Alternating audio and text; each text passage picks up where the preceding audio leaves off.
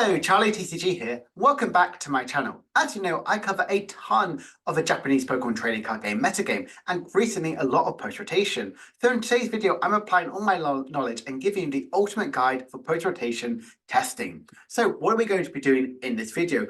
Well, we're going to talk about the impactful cards that we've lost, the decks that change completely. We're seeing goodbye to likes of Mew VMAX and the great days of Gardevoir, but hello to much stronger archetypes as well. Seeing some new decks as well, like the Ancient Boxes. Also, Charizard and Sheer which get a lot stronger. Some of those decks to really keep an eye out for. We're also going to talk about resources as well, which I'm going to be using. Some videos to keep an eye out for, places to look for results as well, and how that can be applied to your testing, what you should really be applying the testing for. As you know, EUIC is just a couple of weeks away right now. Well, it's more than a couple of weeks away, but you know what I mean. And I've got tickets as well. I've started testing as well for EUIC, and I want to make you as prepared as possible, especially in the post-rotation metagame. There is so much to really talk about, as you can't really apply most of the things right now, so it's all about printing into archetypes, theorizing, and talking about it a lot with friends. So without further ado, let's talk about some of the cards that are leaving us. We're saying goodbye to quite a big impactful cards. Paths of Being and Battle VIP cards and Mew VMAX and Genesect are one of the strongest cards right now in the metagame. Saying goodbye to really good disruptor card, very fast aggressive archetypes, as well as also a good way to get your setup. It's definitely a new way to think about how you're building your decks. Likes of Gardevoir losing likes of Levelball, and even the likes of Shining Arcana is a very big sort of hit to the deck. Saying goodbye to even like the Curliers as well, to get out your Mirage Steps, Pokemon as well. It's also Brainwash is a really good secondary attacking option. We're saying goodbye to like some of the Rapid Strike packages as well. Moltres V, which has kind of had a new lease of life in Roe Moon, and Aether and Clara, which are kind of these fun little staples that have kind of gone here and there into responding to be destructive in your opponent, as well as also getting back some of your key resources. So it does change exactly how you are building your archetypes. So when you're thinking about testing, you're thinking about how can you really improve your archetypes by removing some of these key cards. That's a good way to start about. Look at some of the decks that already exist, removing some of those post-rotation cards, thinking about what can I add to this one, which some of the new archetypes as well, also make older cards, which makes the deck a little bit more stronger. So if we look at changes to our current decks, we're seeing that it's quite a bit. Some decks actually become stronger, like Sheer-Power, Charizard, Arceus Giratina, and Stool. These are decks which definitely become a lot better in post-rotation. Sheer-Power and Charizard definitely become better because you have lost the likes of Path to Peak. We're seeing some decks which don't really have that much change at all. Lost Zone and Golden Go. Yes, obviously they do lose the likes of Cross Witches and Benefit people, so I'm aware that they do lose that, but there isn't that much change to the heart of the deck as well. Some big changes as well are happening to likes of Miraidon, which kind of like, and Gardevoir, which loses a lot of its key pieces about why the deck makes it so strong. Whereas Lugia loses completely the entire archetype, but changes to a completely more stronger better, i.e. we're entering a way where Lugia was just as powerful and strong and easy to play as it was when it first was released, as well as also the likes of Roy Moon and Lost Zone Tina, which are still learning and adapting exactly where they can kind of form. So looking at this one, think about the decks that you play test the most. Me personally, I'm definitely a Sheer-Power lover and enjoyer, but I also like playing the likes of Charizard as well. So for me, I'm looking at how I'm going to be evolving the deck as well. So looking at that one, some of these stronger decks as well, highlighting the Sheer-Power and Charizard. We're seeing it does do likes of Battle VIP pass. I know that's like it's lost bad Paths to Peak, but that's also out for kind of like a way of how a deck can be a lot more stronger. By getting rid of that ability lock means that Infernal Rain and Shivery Chill kind of like run rampant to really get the cards you might need to have. But it does gain Buddy Poppin'. Buddy Poppin' is a great inclusion. Getting rid of Battle by people, swapping out for this makes the deck just so much better. And again, it didn't really gain a ton of brand new cards from the set. So, but except like this, and maybe even Codebreaker, and maybe some like supporters as well. But honestly, the Buddy Poppin' removes the likes of Battle people, makes you get your Charmanders, makes you get your Frigirbacks, your Bibberals, your Pidgeys in the mid to late game, which really open up the deck to a lot more open spaces for other decks. Sorry, other cards. If we look at cards that actually become weaker, it's like the likes of Miraidon and Gardevoir. Miraidon loses the likes of Flapping and Path to Peak. That big disruptive capability is also gaining more energy cards, which kind of becomes a little bit more of a strategy about why Roy Moon overtook Miraidon to be favorable, because Miraidon has that energy acceleration from the likes of Flapping. Whereas we see here in Gardevoir, it's a sad story. It loses a ton of cards. Gardevoir, Curlier, Sharinakana Gardevoir, Mirage Step, Curlier, Zacian V, Mew, Fog Crystal, Level, Battlefield P-Pass. So many cards that actually makes the Gardevoir deck tick, completely loses. So this metagame, or how we're used to seeing the dominant Gardevoir, has completely been made irrelevant. It's so different to how we've expected how Gardevoir is.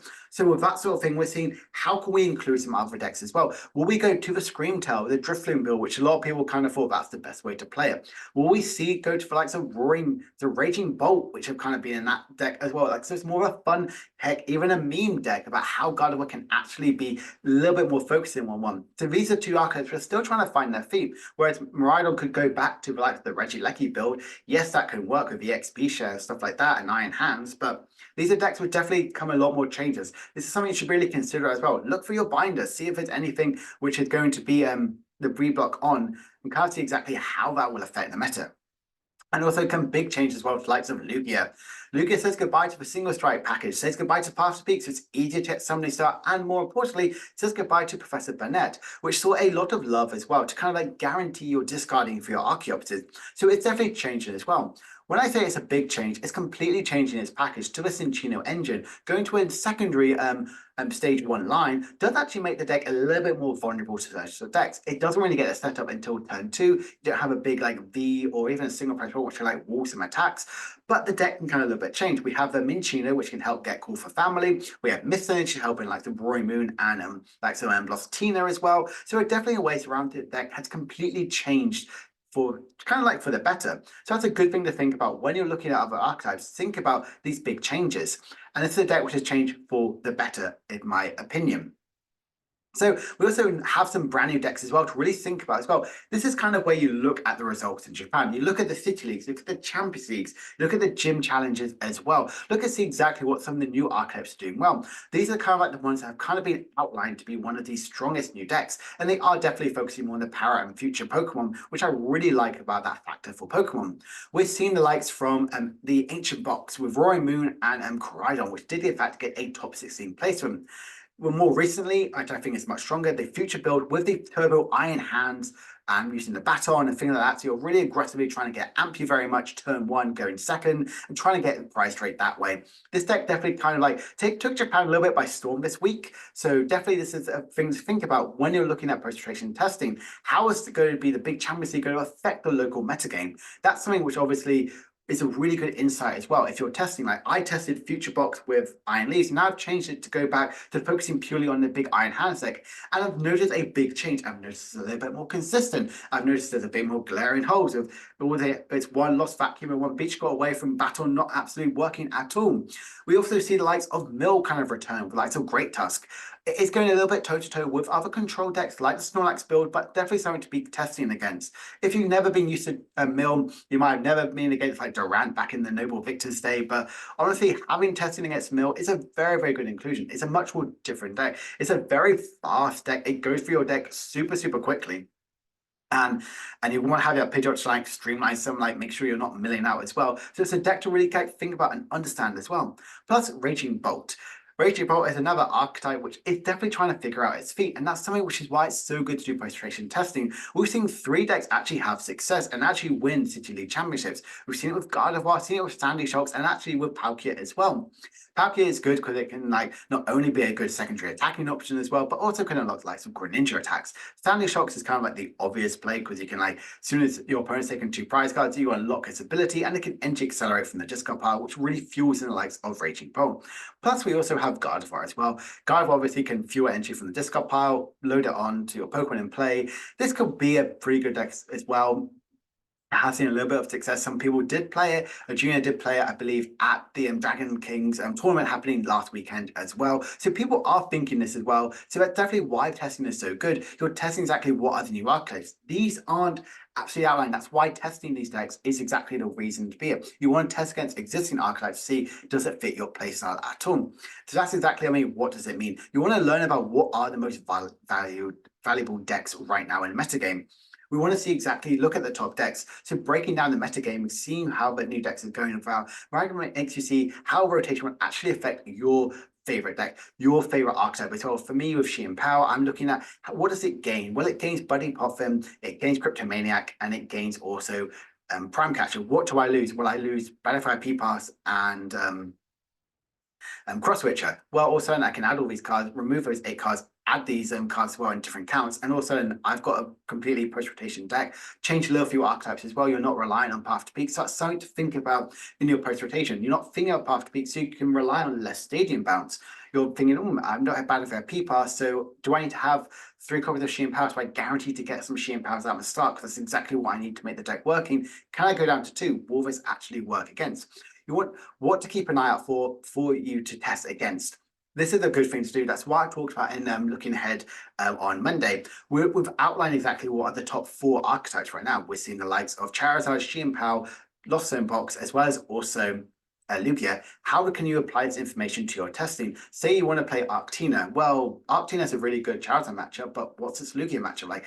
Go against that one, learn about it as well. Think about techs you could potentially include. Will this hurt your testing as well? That's why I think it's really good to look and outline exactly what are the top archetypes, what are the new decks to really think about. Those exactly what you should apply to your testing completely.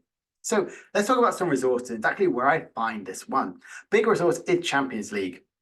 Champions League is a very good one. It's the biggest post-rotation event happening with over 2,660 players. That's an incredibly huge number. And right now, EUIC, if we had everything going, potentially could even hit that number. So why is this good? Well, we want to see what decks are performing well. This can really help you inform your testing. For example, you might not have at all thought about Arceus Vulpix as a testing thing deck to go against, but now you might have to. It obviously came second place and it won EUIC last year. Yes, again, completely different metagame, but if it did very, very well in a post-rotation metagame, it does very, very well against a ton of decks because a lot of decks do play abilities. That's definitely something to be thinking about. So that's also a brand new archetype which you need to test again. You can also see about, oh, what are the new decks that did well? Well, I can see that we do a great Tusk Mill, got top 16, same thing with the Iron Hands deck and even the Ancient Box. So they did get a top 16. None of them broke into the top 8, but definitely something to be considerate about as well. So you want to be testing against those new decks as well. I think that's the best way to go around this one. Look at those top decks and test against that one, but also look at the meta breakdown as well. We saw here at the day 2 meta game, we saw that Charizard was 31.5%. What does that mean? Well, you need to test a lot about Charizard. You're probably going to face 2 to 3 of them at EUIC or events at all, because it is one of the strongest decks right now in the metagame. Xianpao and Lugia round up the rest of the 50% of the deck by being 13.6 and 12.2%. Again, these decks, you probably might face one of them, maybe 2, maybe none at all, because they are a little bit low, but it's 10% of the metagame. If you play 10 rounds, you're going to be facing one of them. So again, something to be considered about. These are decks you need to really think and test. If you're seeing Stall do really well, does your deck have a good control archetype? Do you have switching outs? Do you play ways around this one? Are you going to be purely worried about it and tech against that? That's why I think this resources is really, really good. And having this quite early on, by nearly being 2 months before EUIC, it gives you that time, it gives you that kind of like contemplation to think about exactly how your decks can really affect and respond to this metagame and adapt to your testing.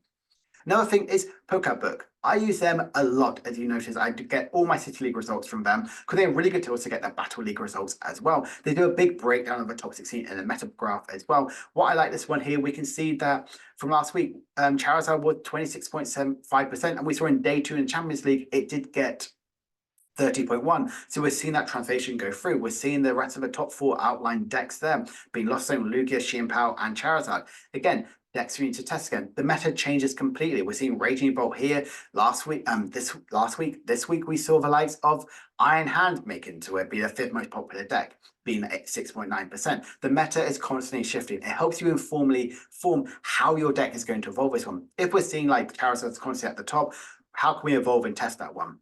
How can we change for deck? So if you're seeing Charizard up top and you're playing Xianpao, you probably want to carry on testing the Xianpao matchup. You want to know exactly what's the best routes to go when you play the likes against the Bibarel build. Bibarel build is weaker, it's much stronger against Greninja players because they're potentially going to be hitting TM Devos, evolving your Bidoof into Bibarels. Your Bidoof also has bench barrier, and also you're having the likes of getting that 100 HP Charmeleon. So you're not going for that 90 HP, that easy snipe what the Greninja can do.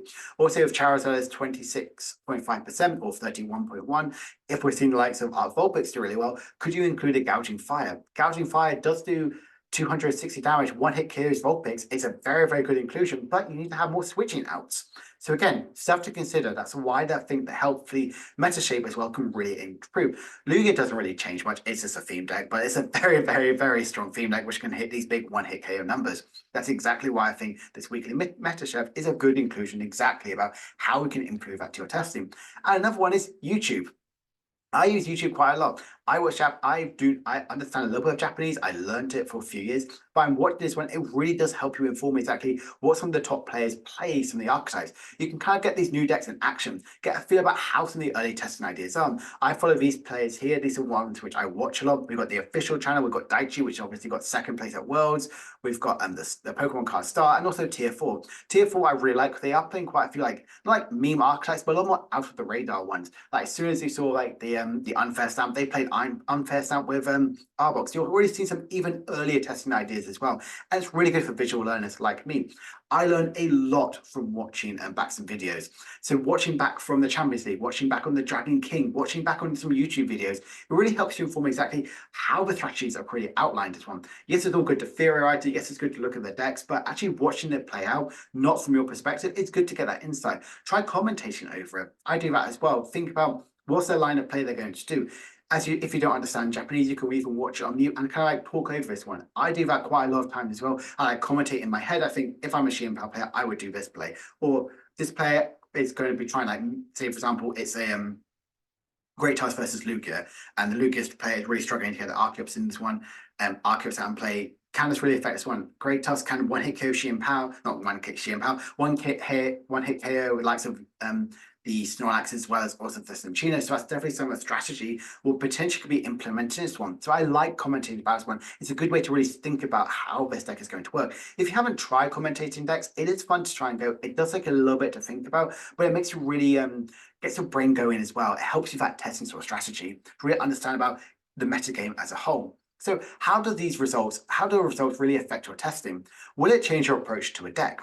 A good thing is now the Iron Hands Iron Crown deck, which kind of came out of absolutely nowhere, but how will that approach your deck profile, your decks? Will you be really scared about the going behind them, counter catching or bossing one of your single prize Pokemon, and all of a sudden they're now 2 prizes? What can you do to really affect your one? Test the winning lists that work with you the best. One thing I always want to say, and I've done this to friends, I've said this one, it's okay to net deck. If you saw the winning list as well with Lugia, play that list. Understand in their head where they were going. Understand what their thought process was. Say they only play a 3-3 line of Cinccino. How does that affect a thing? Would you want to go to a 4-3 line and really focus on that call for family? So testing the winning list really does help you in that process as well, get into the mind about exactly the winner as well. If you have a bad matchup, does any of your techs change your other matchups as well? For example, we had this big thing with Mew with Drapion and Spiritomb. Add them into your decks really help you against Mew. Spiritomb did have that later effect, which stops the likes of Rotom, Vs, and also Luminions. But having this one doesn't add anything to your consistency. If you're worried about, for example, Greninja plays, playing likes of Manaphy, does that affect your plays at all in other decks as well? If you start with it, is it a bad starter? What can you go around this one? If you're worried about any Charizard decks, could you play an Eerie to get rid of your rare candy? So there are multiple ways as well to think, how does that affect other matchup? Well, Eerie is a really good tech and there's so many other archetypes as well. So definitely something to be considerate about as well. And build decks around what is doing well. Be prepared as possible.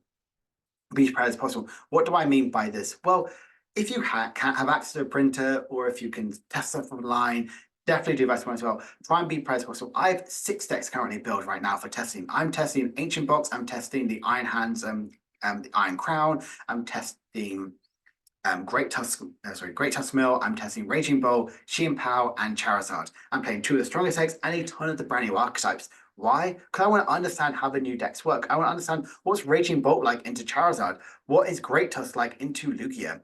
What is the Iron Hands deck? Is it actually just all gas, or can it actually really keep up in the rest of the metagame? Being that as much as possible really does help. Say I'm just playing Xianpao completely, or say I'm just playing Charizard, but I know from back of the hand, say I'm against an Iron Hands Iron Crown deck, I know what the thoughts are because I play the deck. I understand what strategy they're going with one.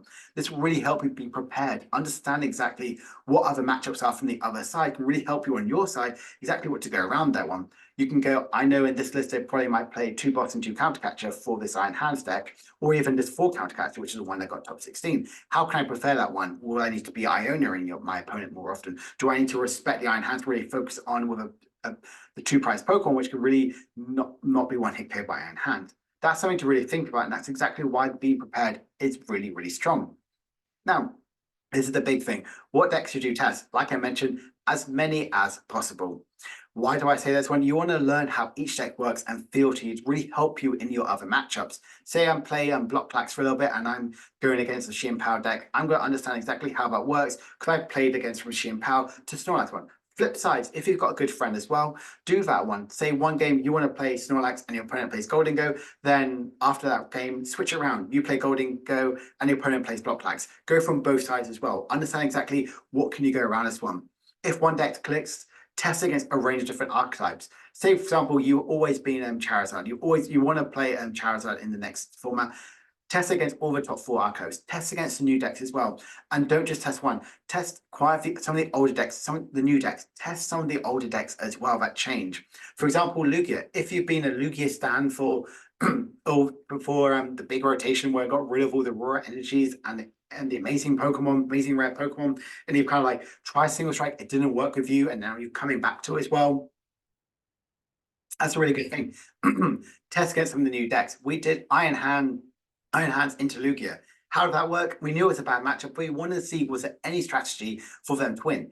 It's a really bad matchup, but that it was good to know that like physically instead of just on paper saying, oh, it's a really bad matchup. It's good to know that in person as well. You get that in person insight as well. If you're testing against friend, do open hand, do as many things as possible.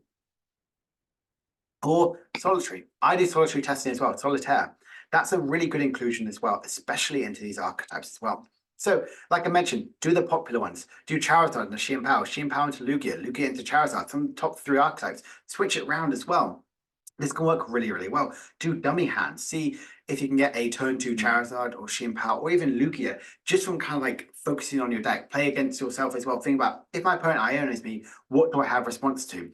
This way here can really help you fuel your mind exactly about how you can really improve your testing as well. Again, it always focuses on exactly your style. If you are more of you just want to play online, you can use TCG Simulator, you can use Limitless, you can even use webcam battles, which is what I do as well. In-person battles, if you have a league which wants to do post-rotation, do that. I think if testing as much as you can really help you understand the metagame. Just testing some decks you wouldn't even think about. Like this one, do some strange matchup. Lugia into Iron Hands, Great Tusk into Roy Moon. Some decks which you might not even see play completely can really help you swing in some other matchups as well. It can help you go, right, does Great Tusk have a good Roy Moon? Well, Roy Moon's going to draw through a deck a ton. Can I outpace them? Well, they can one-hit KO me very, very easily, but what can I do to really stop that as well? Think about the lines of play. Think about the text as well. So you go, right, Lugia has a terrible Iron Hands matchup. Does a Dunsparce help me? Well, Iron Hands can just boss or counter catch up the Dunsparce, amp you very much that one. Also, now your Lugia is now a 3 prize Pokemon again. Again, something to think about, but you wouldn't know that unless you did some testing or theorizing as well. That's why I think this is such a good inclusion. I think right now it's the most important time to test earlier than later. If you are like you only play on training card game live, which is in a couple weeks time the set will be legal, play it then. Or if you have access to early things like printing, playing with friends, that's just incredibly very, very impactful. And another thing I want to talk about, log your games. This is a very early list about what I've kind of created. There's a lot more archetypes as well, which I need to kind of add into this one, but have an own personal log for your matchup. It's a great resource to flick back on. Why do I say stuff like this? Well, we see likes of Limitless, we see the likes of everyone else as well. I'm blanking on the name completely, but we're seeing loads of ways as well, which have got this brilliant resources to have see what the matchup like as well, but having that personal feel. I can go, well, my Raging Bolt has a good matchup into the likes of Charizard. Again, you can see here some of this information is a little bit more out of date because it needs to see a lot of updating. You can go here, well, I have a 50-50 chance against Great Tusk. I have this here as well. It's something to really think about as well. You can look at a personal record as well. That's one thing I really like about it. Logging your games, think about what can you do better next time. I'm currently, my future box into Charizard is currently 2-4. How can you improve your matchup? What can you do to help? Does Iron Leaves throw your matchup? Does the Iron Hands build work better? We go, oh, I have a Raging Bolt into Goldingo's terrible. It's 0% chance. Well, what can you do better? How can you really improve your matchup? Is there something which you can work around this one? Again, really think about these as well. Think about how you can improve this one. That's why I think this is such a good log to look back to. You can see your win-loss and total games. You can see your win rate with an archetype. I just think that's such a powerful thing to kind of like go back to. It's one of the best resources to go with. I personally am a big fan of this one. I know a lot of top players talk about spreadsheets, but it's one of the best key things as well. Sharing it with friends, sharing it with just yourself as well. It's a good resource to completely go back to. So looking ahead, how can you really imply this one? Some of the key points. Try and know how each deck works. That's a big takeaway I want to say about testing. That's one of the ways of how some of the top players are one of the top players that they are. They understand how certain decks go. Say I'm already locked into Machine Power. I might be, but probably I'm very locked into that deck because I absolutely love that one. I've been playing the deck for such a long time and understand lots of strategy. But I want to see what Lugia is like. I want to see what Ancient Box is like. I want to see what the Iron Hands deck is like. I want to see what Charizard is like. Knowing how each deck works helps you, especially when you go against those decks when you're at a big tournament. Whether it be a local, whether it be the international championship, just testing against that one, you know exactly the lines of what Charizard wants to do against Team Power because you've played the Charizard deck and you know your archetype as well. Keep up to date with the meta shift. A big self plug. My channel Looking Ahead really helps you keep up to date exactly how the metagame is evolving in Japan. We've already seen it completely with Futurebox come out of nowhere to get one of the 5th most popular decks around because it got a top 16 at the Champions League. We've already outlined the top 4 archetypes. So that's a way to see how the meta is constantly shifting. That's one thing I love about right now in post-rotation. It's still so early doors to talk about, cool, what is the best archetype? But I mean, it is Charizard, but which one is it? Is it Pidgey? Is it Bibarel? Again, there's so many things to talk about. So definitely keep up to date or Pokebook, Twitter, or even my channel as well. It's a really good resource as well to really understand about the post-rotation meta. And most importantly, what I want to end it with, log your results. Like that table I've done is such a good inclusion. Just having that sort of resource available to you, having the understanding about exactly where you can think about what decks is going to do really well is one thing which I really, really enjoy and really applaud you do. Say you're playing Ancient Box and your win rate is 20%. It's good that you've done that one, and then you can maybe join. What can you change to make your win rate 50%?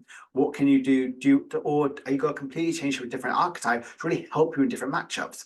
So I hope this has really helped you be a really good guide about how you should test in post-rotation. The big key takeaway is obviously keep up the meta shift, understand how each deck works, and log your results. I hope you guys have enjoyed this video. I'll be back in a few days' time for my Shein Power breakdown, kind of talk about exactly how I think the deck is focusing in the post-rotation metagame. So I hope you guys enjoyed this video, and I'll see you guys later. Bye for now.